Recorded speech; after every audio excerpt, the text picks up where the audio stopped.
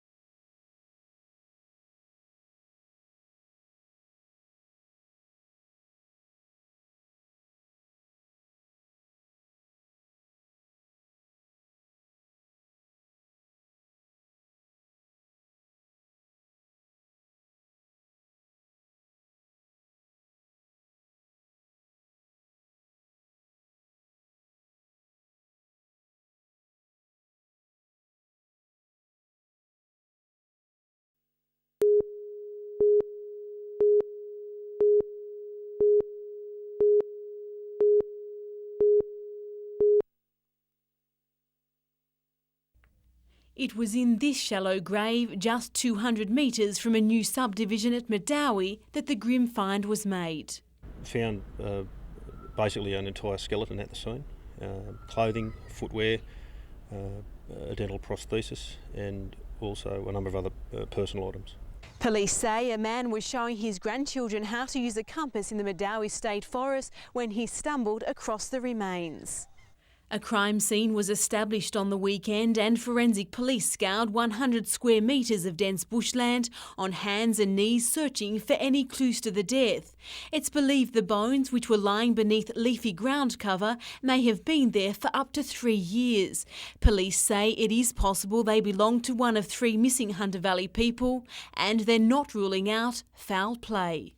At this point in time, whilst not discounting any avenue of inquiry, we do have a number of people that we will specifically be looking at as to the identity. The bones have been taken to the Newcastle morgue, where they'll be forensically examined this week. Colleen West, NBN News.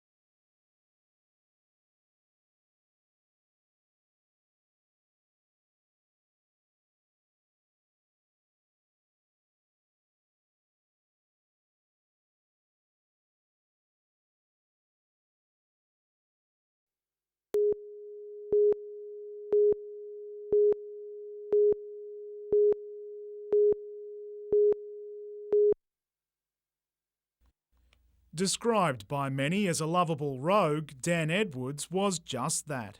He was someone bookkeepers feared, and even at his own funeral, the Broadmeadow betting ring was, for one final time, his domain.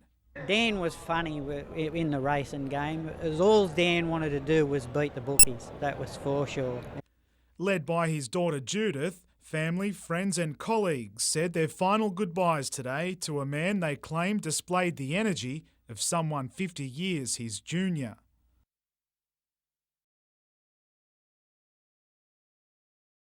Born in Inverell in 1902, over the next century Dan would go on to earn the respect of both the rodeo and horse racing industries, following his reputation for taming the wildest of horses. Everybody that had associated with horses anywhere in Australia would know any of us. Even a little kid, we knew him.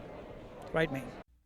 At 95, Dan surrendered his horse training licence, but nothing, not even a broken hip, could sour his passion, still riding just days before he died. He's a real legend, Dan.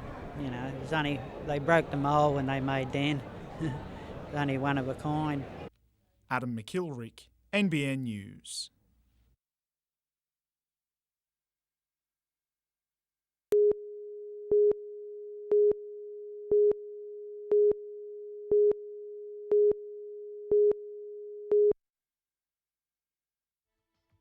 Bradken's rail products include freight wagons, bogies and draw gear.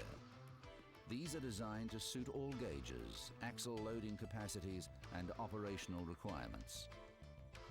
Add to this comprehensive maintenance and refurbishment services, plus the supply of spare parts.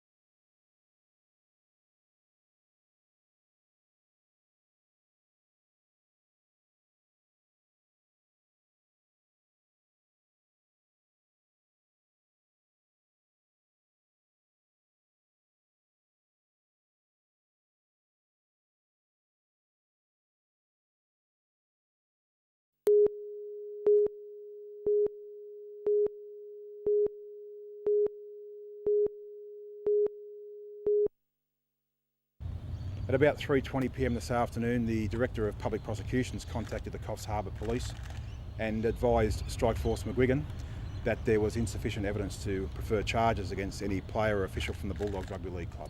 The decision not to charge in this instance should not be seen as a deterrent for any person to come forward to police if they're the victim of a serious sexual assault or other crime. I spoke to the Bulldogs legal representatives about 5 minutes ago. I've been unable to contact Mr. Nade at this stage.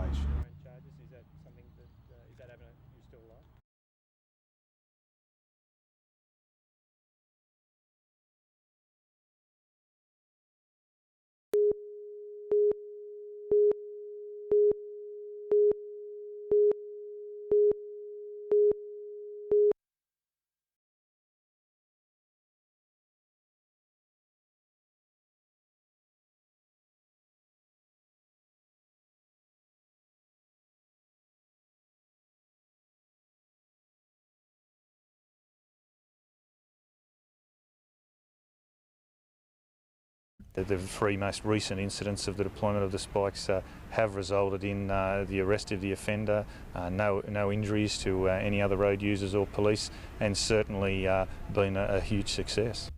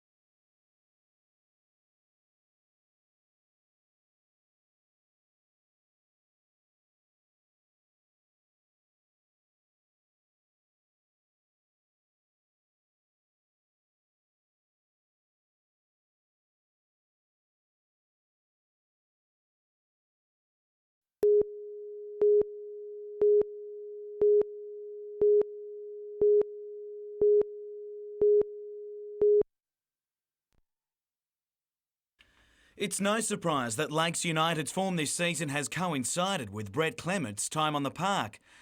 Tony Hutton and Adrian McNabb were lucky to stay on it after their run-in. Clements just continued to do what he does best, his second try, and it was 12-0. Kane Bradley looked to have set up Cessnock's first. That was called back, but he soon sent his skipper Daniel Smales try-bound in a second chance for points. Jacob Briggs did it all himself to get the Seagulls a third and an 18-6 lead. It could have been more had the ball stuck. Instead, it was the Goannas that crossed before the break. A real arm wrestle after the break with points at a premium. Lakes finally getting through late in the match for the sealer. Steve Storey muscled his way through to set up Kane Bradley on the bell, but it was Lakes home by 6. At Wyong, Western Suburbs came from 18-0 down to almost catch the Roos, but the margin proved too big. The Rosellas going down by 2, allowing Lakes to take the outright competition lead.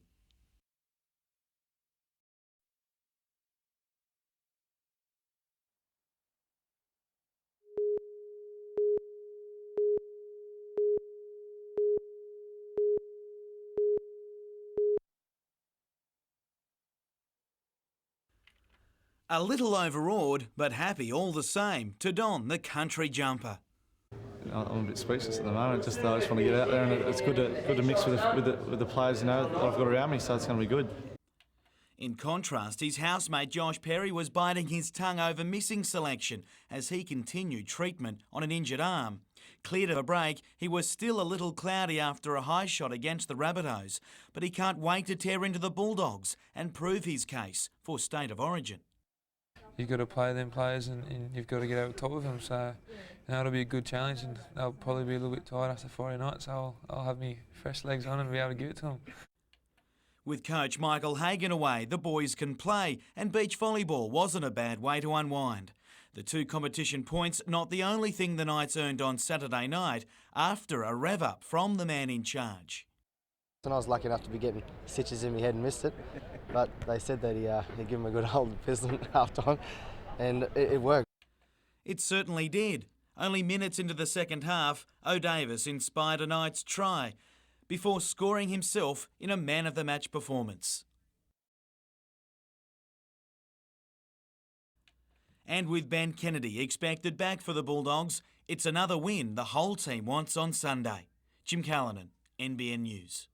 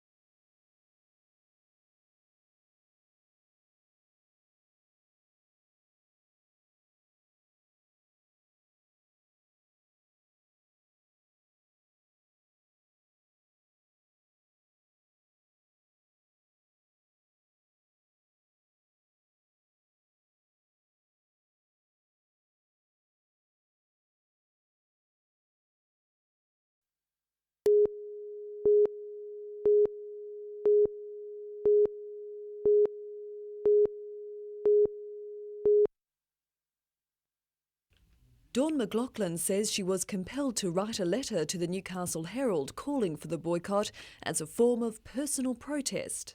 We're making a quiet protest in the community and saying enough's enough.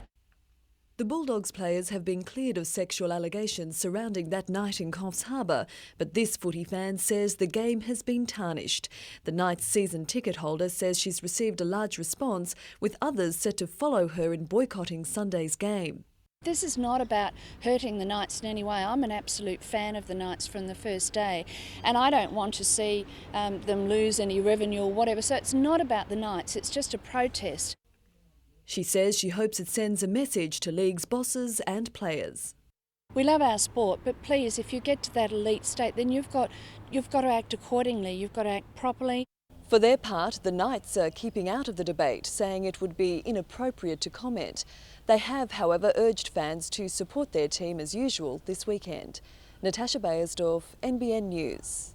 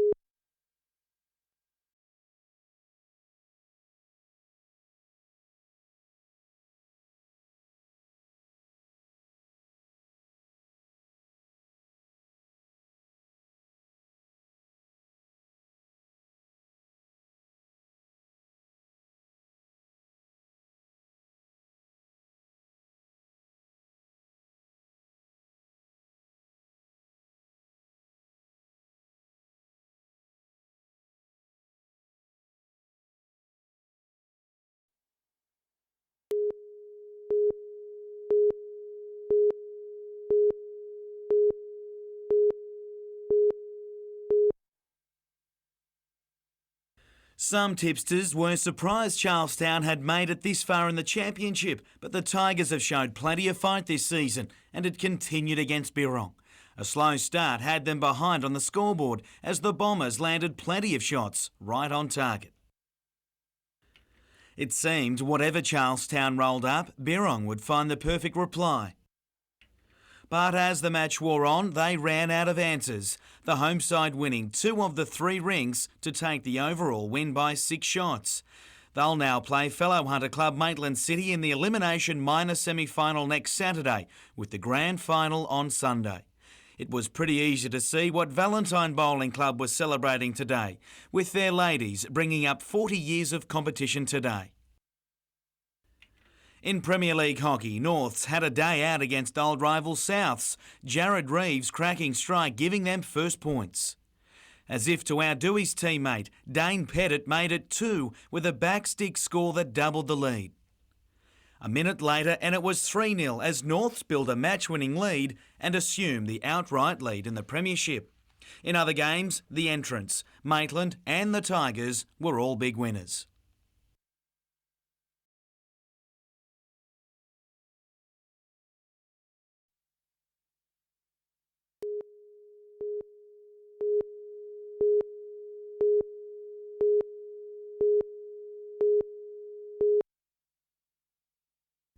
While the prize for these students may be at the end of their lines, it's hoped the real reward will be far greater.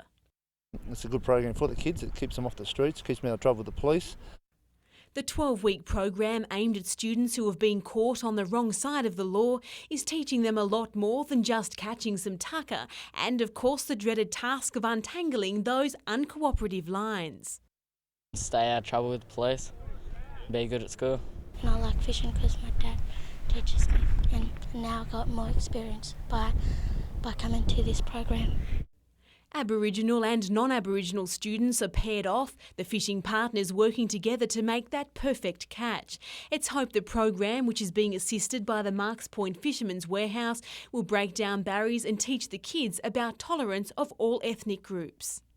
Hoping if we start them here at younger age and then they teach their kids the same, then we'll hopefully get rid of that them and us all the time.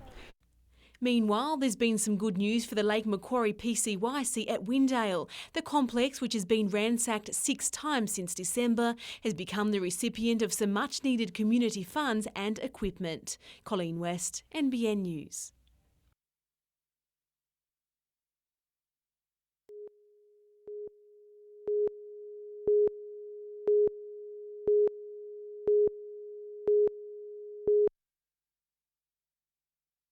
The tiny island of New Caledonia is about 400 kilometres in length, so for this trailblazing couple, the Australian National Trail, which spans over 5,300 kilometres, at first appeared a daunting ask.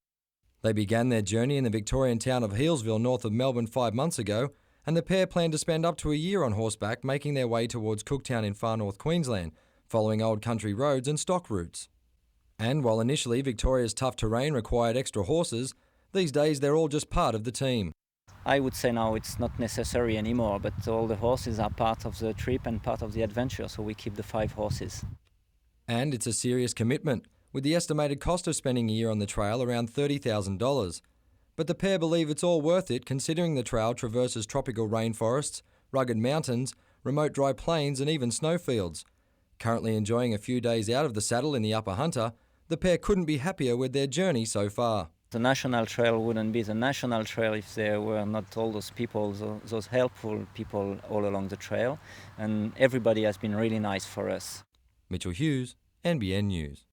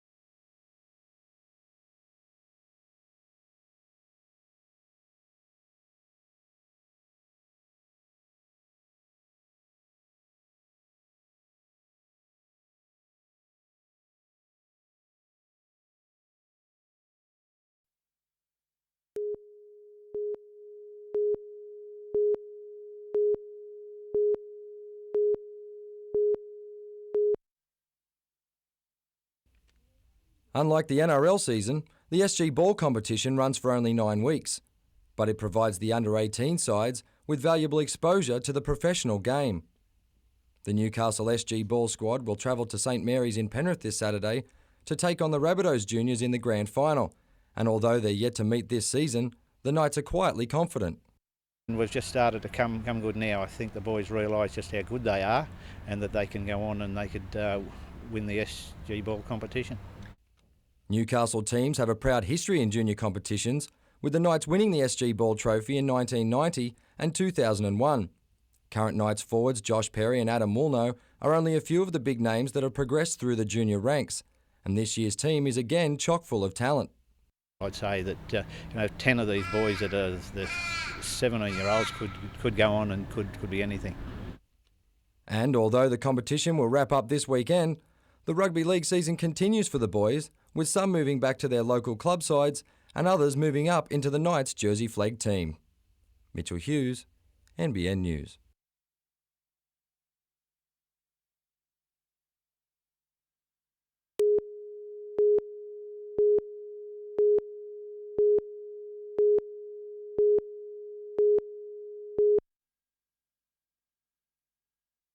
Almost everywhere you look, there's a court case in waiting for councils.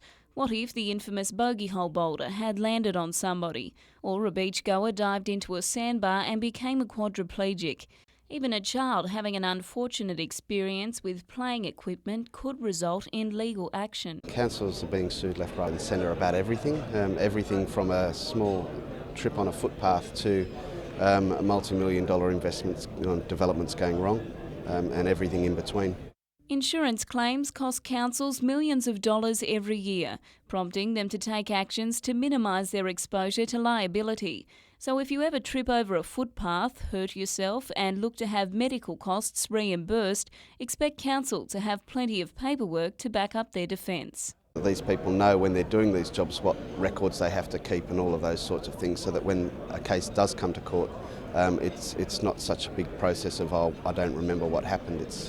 There's actual systems in place that helps them. Meanwhile, the next step in a long-running legal saga between the Port Stephens Council, Moffat's Oyster Barn and the nearby Fisherman's Village Resort at Swan Bay looks like playing out tomorrow. A judgment determining the damages incurred by the developers in relation to aircraft noise is expected in Newcastle District Court. Jessica Phyllis, NBN News.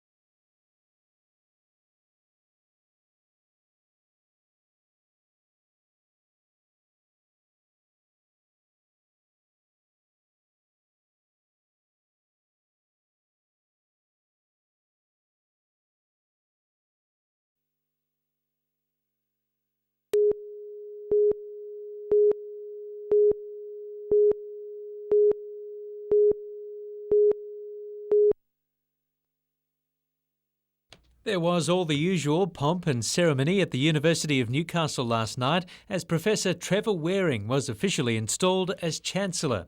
The Director of the Hunter Institute of Mental Health, Professor Waring is the first graduate of the uni to fill the top job. Well, I feel very excited and very honoured, of course, to take on the role, and I'm looking forward to the challenges. The Chancellor's job is more a figurehead role than a hands-on management one. The Chancellor is like the Chairman of the Board, while the Vice-Chancellor does all the day-to-day work. But as Chairman of the University Council, Professor Waring can still help guide the institution with its $300 million budget and 22,000 students. He makes no apologies for supporting the recent rise in HECS fees. But I think it would be a worse thing to do to students and staff if, in fact, we ran an institution like ours that we're very proud of into a situation where it was unviable. He says the uni is also moving on from the recent plagiarism scandal. Look, I think we've got to learn from that. I don't think there's any way forward other than that things went astray, we've learned from it, we've put in place procedures and policies, and we move on. Paul Lobb, NBN News.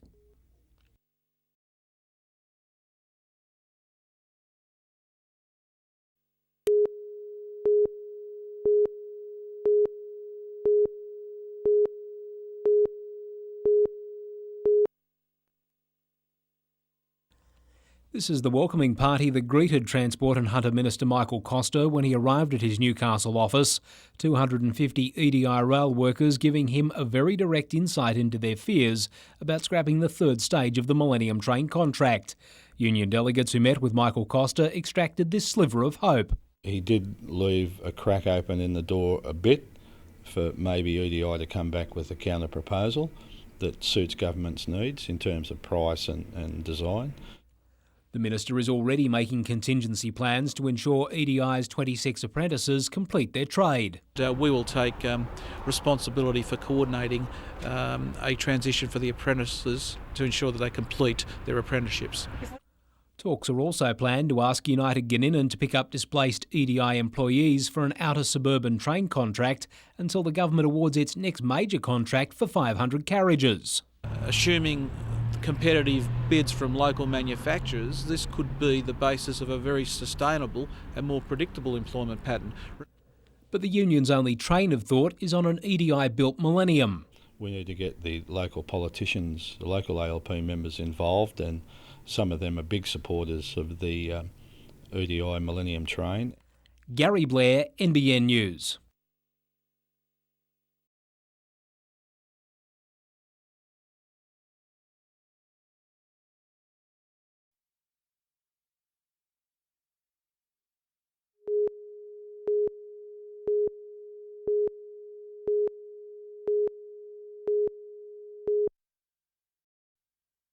Surfers must have felt a little lonely at Caves Beach today, with the swells dominated by wave ski riders. Solid waves and an offshore breeze made for near-perfect conditions for the Australian wave ski titles. Among those in the water, Newcastle's Nick Boone, who's a former Australian and world champion. There's some good conditions out the back on the reef. If you get the waves all the way through, you're going to be doing pretty well. I think that's the key to success today, is get your waves all the way to the beach. Also among the riders in today's finals, Rhys Duncan Jr. from Coffs Harbour. With 3 world title wins and 5 Australian trophies to his credit, he has the upcoming world event in Brazil on his mind. Yeah, I've had a few world title wins, which has been good. So it's been a long time since then, so it'd be good to go and give it a crack again. Rhys impressed the judges with his speed across the face, while Nick packs power into each manoeuvre.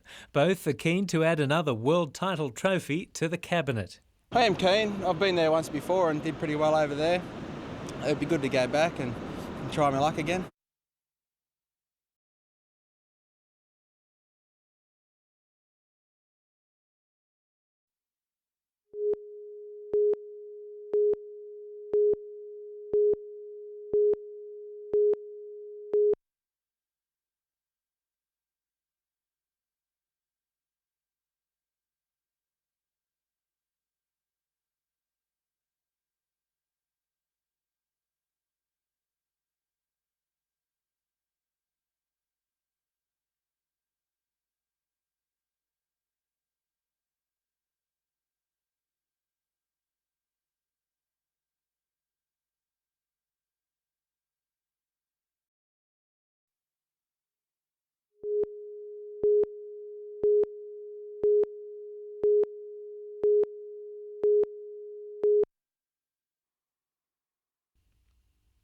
It's Law Week in Newcastle, and once again the aim is to promote community understanding of the law.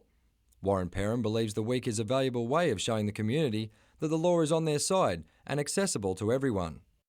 They can seek assistance without having to go to the expense that they perceive exists in resolving problems. At today's presentation, the main topic for discussion was neighbours, householders and the law.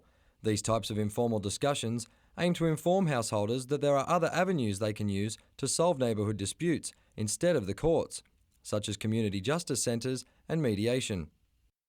That's what it's all about, trying to minimise the drain on court resources and trying to resolve issues of a relatively minor nature, looked at objectively, in an easier, uncomplicated and fairly cheap way. Law Week runs until Saturday with seminars on wills and power of attorney. Tours of Newcastle Courthouse are also available throughout the week. Mitchell Hughes, NBN News.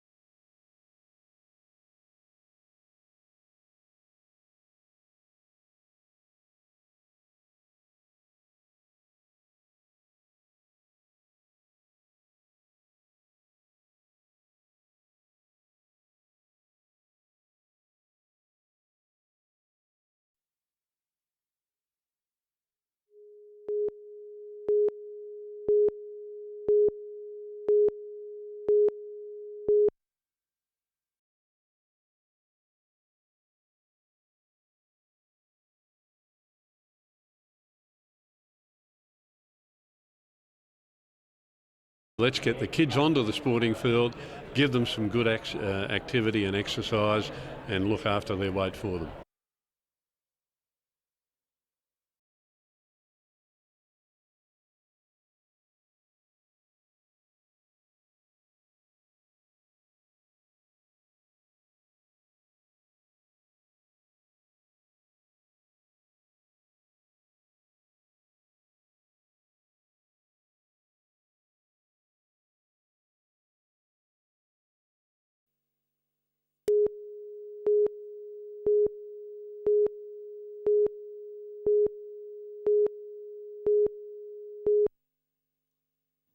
Well, State of Origin is only 5 days away, and despite all the drama there's been during the week and also the fact that there are a lot of new faces in this year's Origin series, it's still going to be one of the fastest and most furious series we've seen for a long, long time. For New South Wales in particular, with so many debutants, 5 in fact, the skill of the Blues coach Gus Gould will have a big part to play in the potential winning formula. Now, for the men who haven't tasted Origin yet, Gus must provide an environment where they feel comfortable with each other as a team, and I've got to say that's easier said than done. As the week builds, Gus must protect them from excess exposure, from countless external duties they perform, while infusing a confidence with a simple yet achievable game plan and making it easy for the new recruits to understand where they fit into that plan. Now, yesterday the team was put through a very physical session that capped off the week's preparations. They then went home to soak up the atmosphere of Origin with their families, and they'll return to camp on Sunday night. Now, for the 5 new blokes, it will immediately feel the difference when they return to camp. It'll be a lot more intense and the pressure will increase, obviously. The next 3 days in camp are still uncharted waters for these guys. And again, this is where the coach must ensure the players are full of confidence and they won't be overawed on the big game on Wednesday night. Gus will be trying to get new levels of performance out of his men, but when it's all said and done, we know the real challenge lies with each player. And that's the aspect that I really enjoy and will enjoy about Wednesday night, is to see which one of these debutants will take their opportunity with both hands. Now let's get on to round 11. Friday night, I'm going for the Eels. Saturday, let's have a look. I'm going to go for the Bulldogs, Storm and the Panthers. Sunday, Warriors, Sea Eagles to win their games. Don't miss Wednesday night. Good luck for your tips. I'll see you all next week.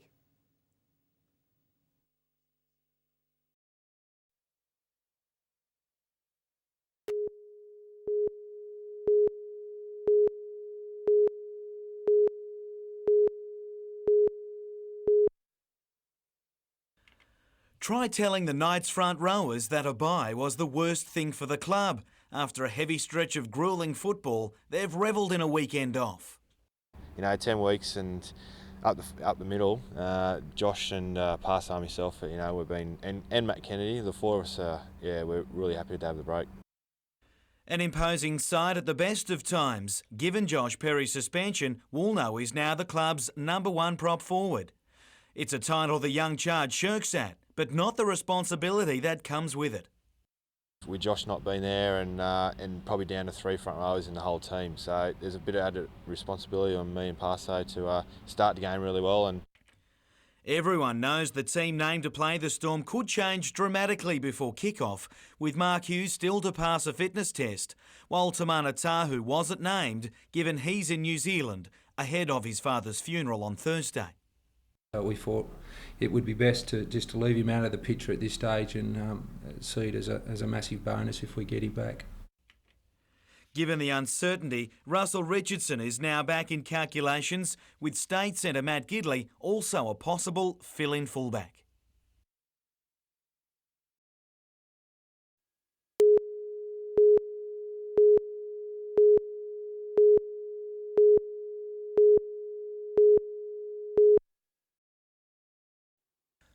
A medical evacuation on the Hunter's Rescue helicopter was an unscheduled change to the flight plan for the elderly pilot and his woman passenger.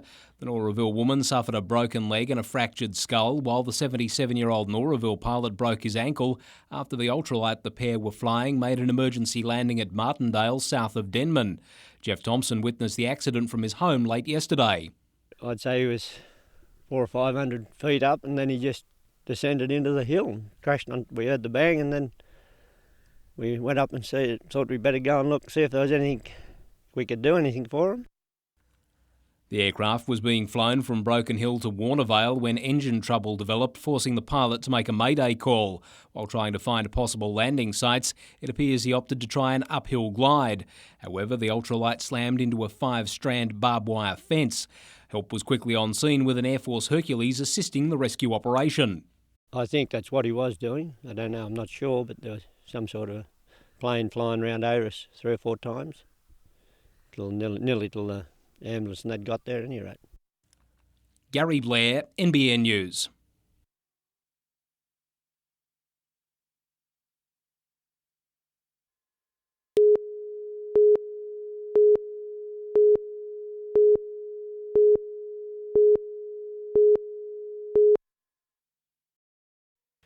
The Port Stephens Veterans and Citizens Aged Care Group has taken out a full-page newspaper ad blaming the council for holding up a project that would see almost 100 retirement villas built in place of this bushland off Deemers Road at Salamander.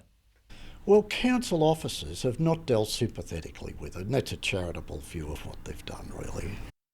Port Stephens Mayor Craig Bowman says his council officers are simply following the rules. Council has to have that approved by National Parks and Wildlife. That's a statutory obligation. We can't just ignore their advice.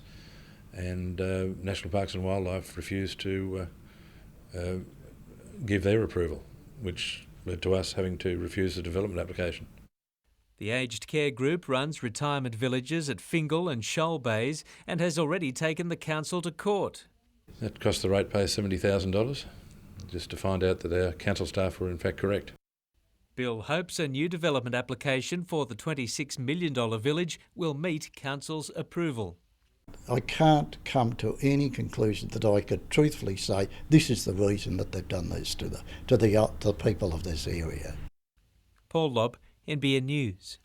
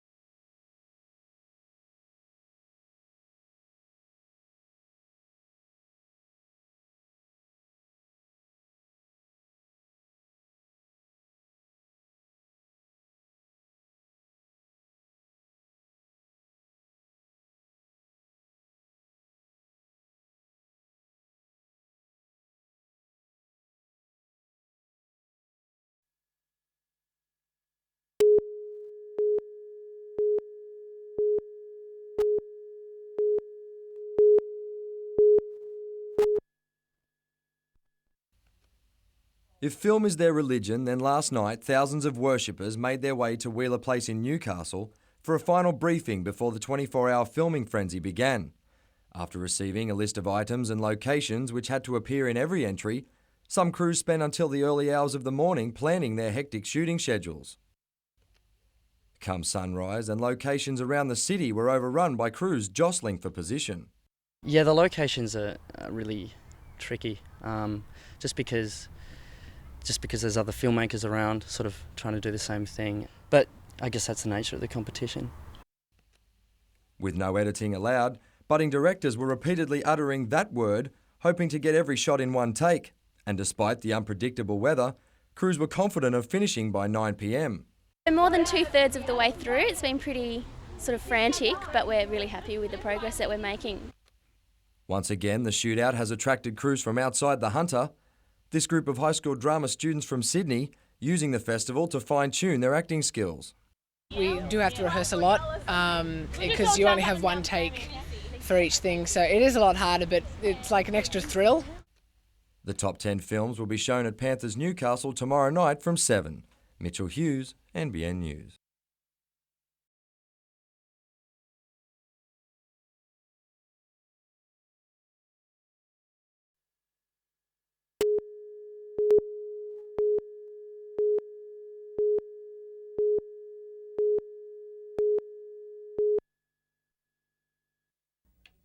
Their fourth week away from home and just as many without a win. Hunter headed to Perth determined to return with the points. Perth copping an early blow, losing Cody Blay. Roll Rebecca Chapman hit 6 straight to help set up a lead. It was captain Reagan Jackson, though, who controlled things.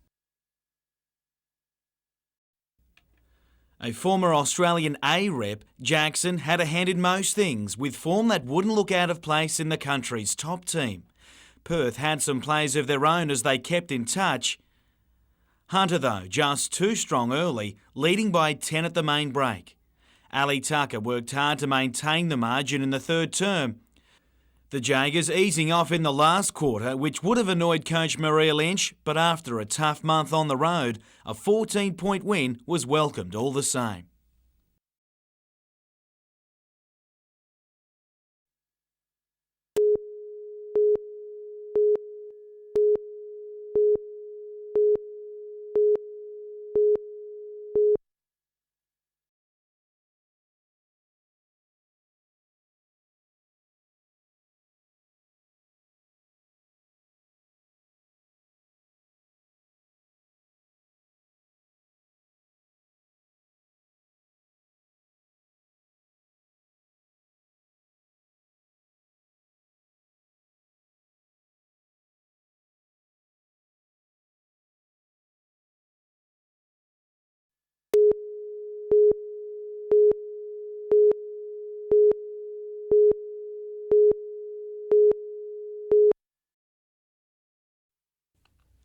On the outside, it was just one of the family homes that make up the sprawling main street of East Gresford. However, at about 9 this morning, police would be confronted with a grim crime scene after the family of 4 was unable to be woken. I understand a relative attended the location and I located the people inside. The discovery included the bodies of a 32-year-old man, his 30-year-old wife, a 3-year-old boy and a 20-month-old girl. It's believed 2 members of the family had suffered gunshot wounds. Investigators have been able to establish the family members were last seen alive yesterday afternoon, although the time of death, exact circumstances and identities of the 4 are the subject of ongoing inquiries. At this stage it appears that it's been a triple murder-suicide and the coroner has been informed. The hunt for clues about the deaths saw Lower Hunter detectives speak with neighbours for any leads, while forensic officers made a detailed examination of the crime scene. Some relatives only became aware of what had happened when they met police at the home. Others had gathered at the East Gresford CWA Hall to be told about the investigation and to comfort one another. As news of today's tragedy filtered through to the small local community, residents were left shocked and upset that something so horrific had happened in their midst. Police are now preparing a report for the coroner on the triple murder-suicide. Gary Blair, NBN News.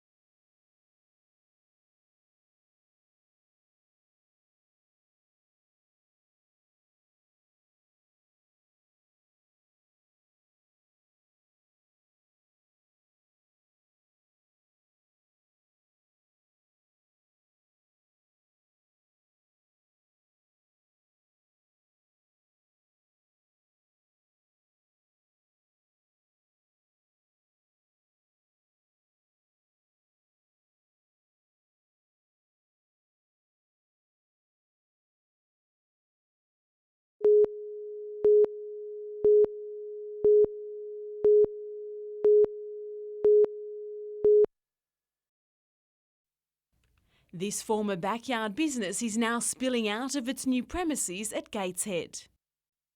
After just 5 years, Torres Australian Handcrafted Gifts has become the largest manufacturer of millet heat packs in Australia, distributing them by the pallet load around the nation and overseas. And it's all thanks to the hard work of mother of 4, Tracy Norris, her business named the Hunter's Best New Enterprise. I still think it's hard for women in business. I've encountered quite a few setbacks where people have rung up and asked to speak to the business owner thinking that there's a man going to answer the phone. That hasn't hindered progress though, with production of the heat packs and children's products doubling in 12 months. Meanwhile, it's been a steady road to success for the General Manager of Newcastle Newspapers, Julie Ainsworth. The renowned people person, who's spent 30 years with the Herald, has been named the Hunter's Woman of Enterprise. I'm very passionate about this newspaper and about Newcastle. I'm a very proud Novocastrian and very proud to be working for the Newcastle Herald. Colleen West, NBN News.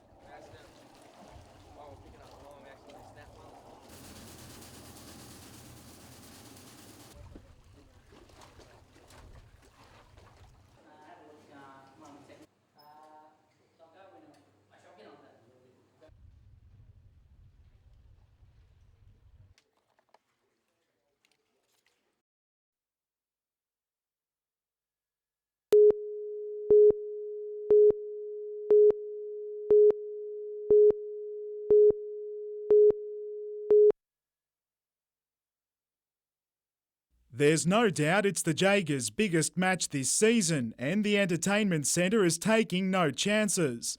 The Jaegers are back tomorrow night after 4 weeks on the road, and everything's in place, even extra seating brought in to cater for a netball-starved Hunter crowd. I expected this support the whole time. I knew as soon as we got a team in Newcastle that it was going to generate this much support.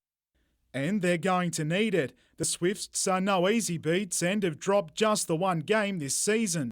They're pretty much the benchmark of the competition at the moment. They're having a great season, but we're really hoping to knock them off on Friday night. If they can, it will be one of netball's great upsets, and there's no one more committed to the cause than former Sydney player Kimberly Gilmore. For me personally, I'd love to beat them on our home court and show them the support that we have up here, because they've always had the great support in Sydney, and so for them to come up here and see us topping their crowd numbers and having such great support would be wonderful. Liz Ellis is expected to make a return from injury for Sydney tomorrow night. Catherine Cox has also been named in the visitors' squad of 12, but both will be given until the 11th hour to see how they feel. The Jaegers, however, boast a clean bill of health. Adam McKilrick, NBN News.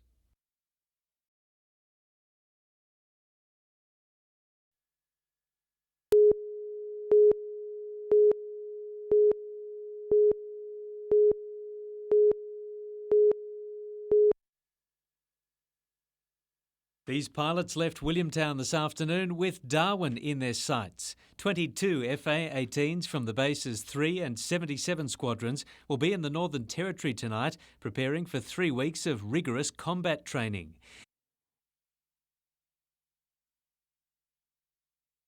The exercise is held every 2 years, and this year involves the Singapore, Thai and French Air Forces. With the Hornets away, there was a much slower trip ahead for the C-130 Hercules that would carry support crew and vital equipment to the top end. Large containers loaded aboard hold a range of gear needed to service and repair the fighter jets. If aircraft break on the way up to Darwin for the exercise, then we will divert and use this equipment to fix the aircraft straight away. Once all the gear is loaded aboard the Herc, there's not much room for passengers. It gets pretty cramped, but you get used to it after a while. You start doing a fair few trips and stuff like that, so yeah, you start getting used to all that kind of stuff. 250 personnel from Williamtown will be part of the exercise, involving almost 2,000 people from across the globe, all keen to improve their skills. Basically the chance to interact with other countries and their air forces and stuff like that. Chance to do your job in a different sort of area. Paul Lobb, NBN News.